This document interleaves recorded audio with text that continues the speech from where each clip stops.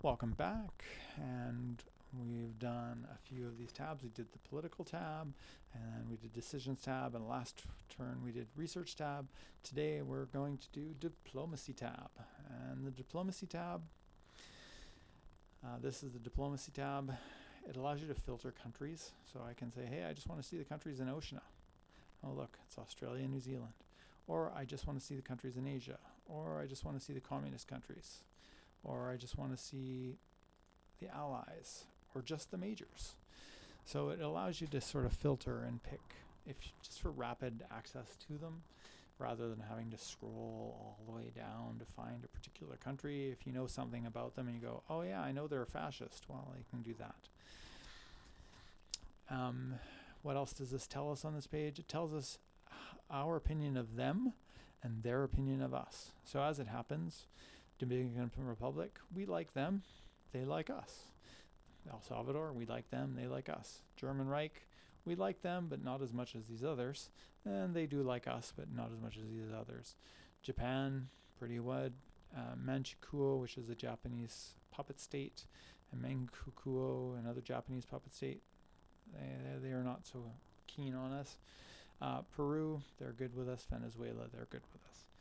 Now, what this allows us to do is we can go in and we can click on a country like the Dominican Republic, and we can go and ask them for docking rights.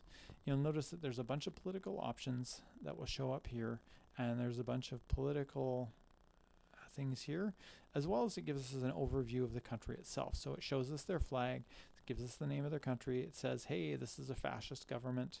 It says they're not in a faction. There's their leader. There's a picture of their leader. Shows that yes, they have 100% fascism in their country. Gives our opinion of them and their opinion of us. Tells us their stability, and it also tells us their war support. There's also this other tab for the Intel ledger. This is the name of their party. It says that they're fascist. They don't have any elections. It doesn't tell us what focus they're doing. It doesn't tell us anything about what they've achieved on their national focus tree.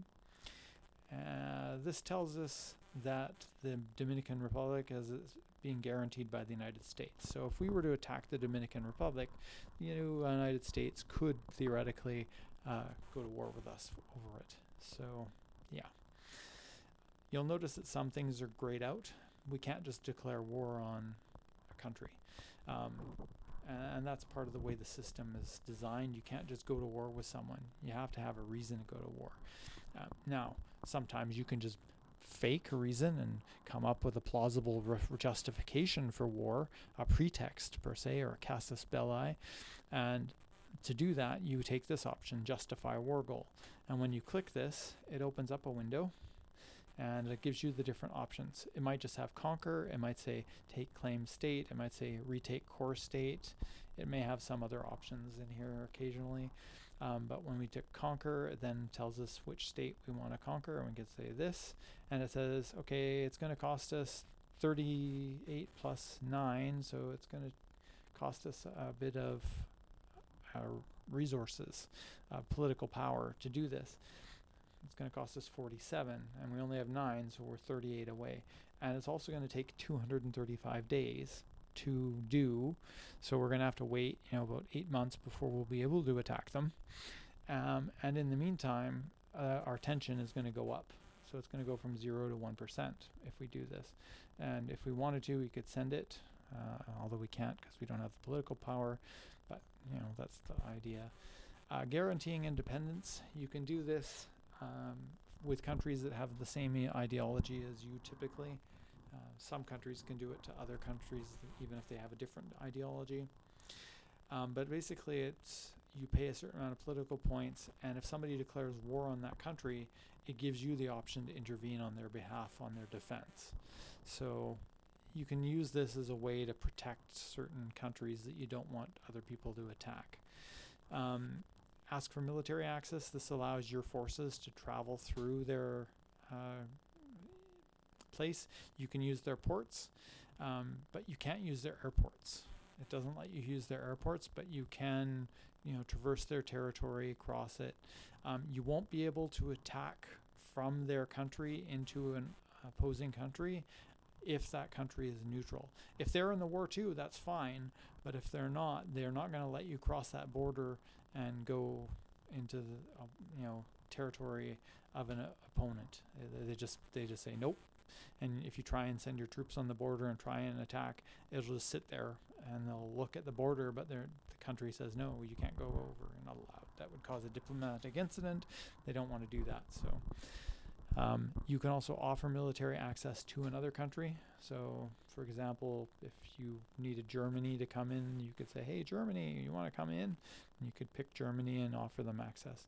You can ask docking rights, which allows your ships to stop in the ports of this country. So you can go and move the Italian fleets to the Dominican Republic, and you can park them off there, and you can start attacking the U.S. shipping if you want.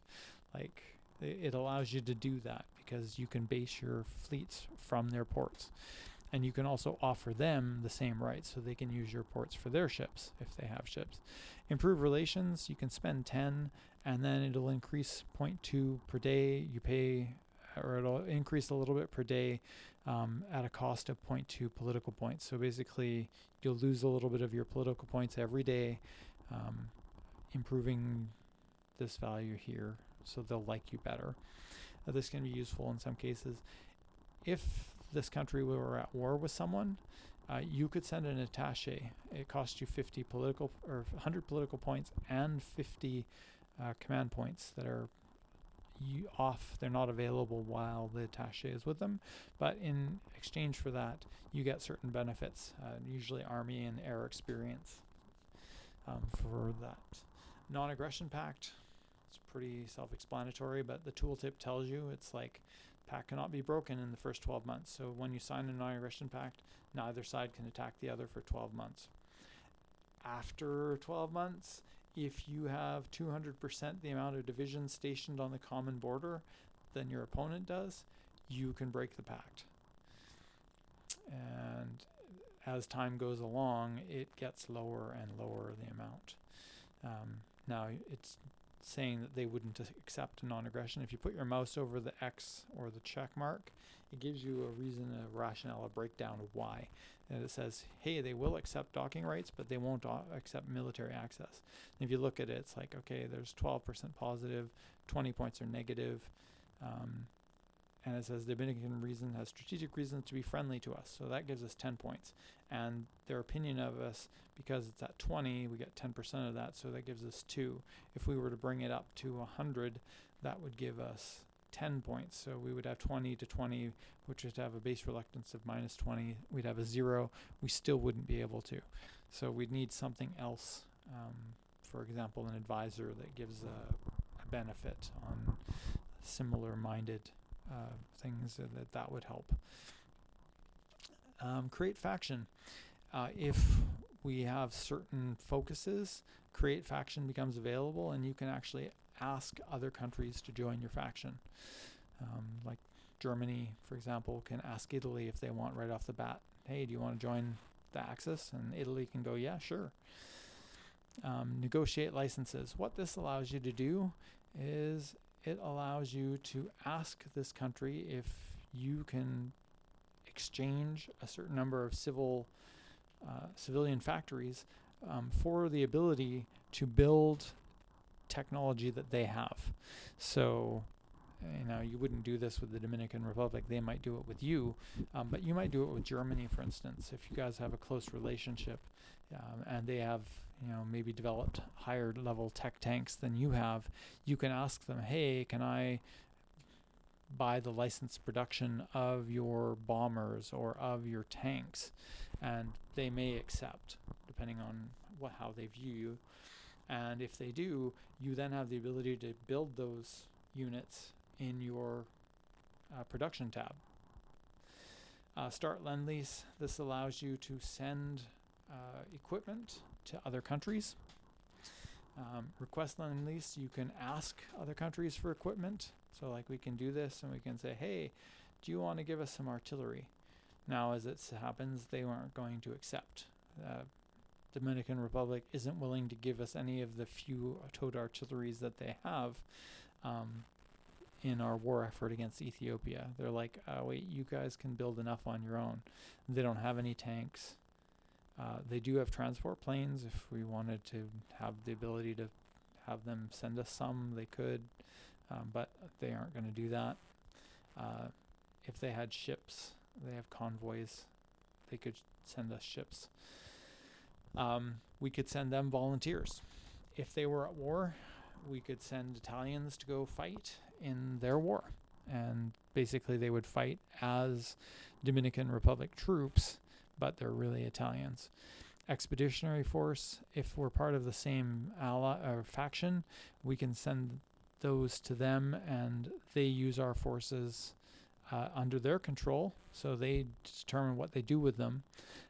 But there are units and we have to repair them, so it's our manpower that has to replace them and stuff like that. Return expeditions, you can essentially send expeditionary forces back. If you want, you can ask somebody for garrison support. Typically you'll only do this from your puppets, but you can actually ask other countries, like if Germany has a surplus amount of manpower and you're really troubles with manpower and you're needing some garrison support, you can ask them and they might help you out. One of the other things is that you can flick to other countries really easily from here. Like by doing this, you can actually click to the United States really fast. And there's the democracy symbol. United States, no faction, Franklin Delano Roosevelt. There's a picture of them, Democratic Party. They're a democracy. Their next election is in November 1936. And we can notice that they have a puppet in the Philippines. And we can go to the Philippines and look. Now, if I go back to the open country list, it takes us back to our fascist page. We can go to Germany. We can go to the Intel ledger. Now, this gives us information about Germany.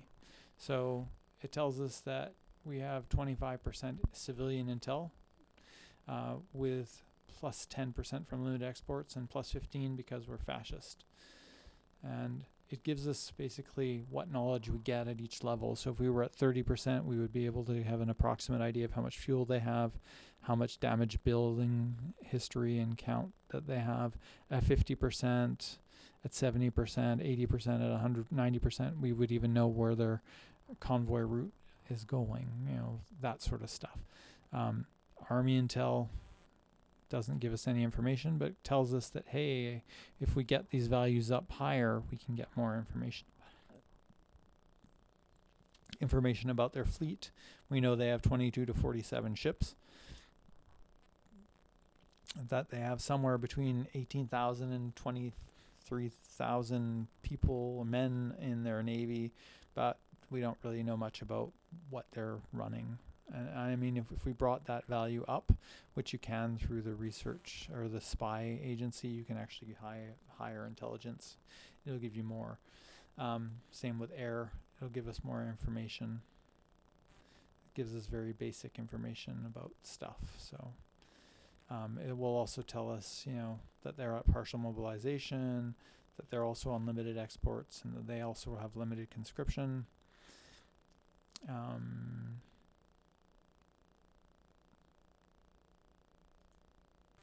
This is, okay. This will allow us to look at their tech trees to see what their engineering levels are and stuff. It will also give us information about factories and other things. So there's some information in there. But you can do this for any country. Like another thing that you can do too, to open the diplomacy tab, you can, as long as you have no military or units selected, you can just right click on a country, like right click on France and it brings up France. Right click on England, brings up England. Right click on Sweden, brings up Sweden. So these are ways that you can, get there as well. Like right click on Spain, oh look, there's Spain. And different options that are available with them as well. And you can look at their intel levels, and they're not very stable. They've got a good war support. They're currently a democracy because the Civil War hasn't started yet. And that's basically the gist of the diplomacy tab. And thanks for watching this video.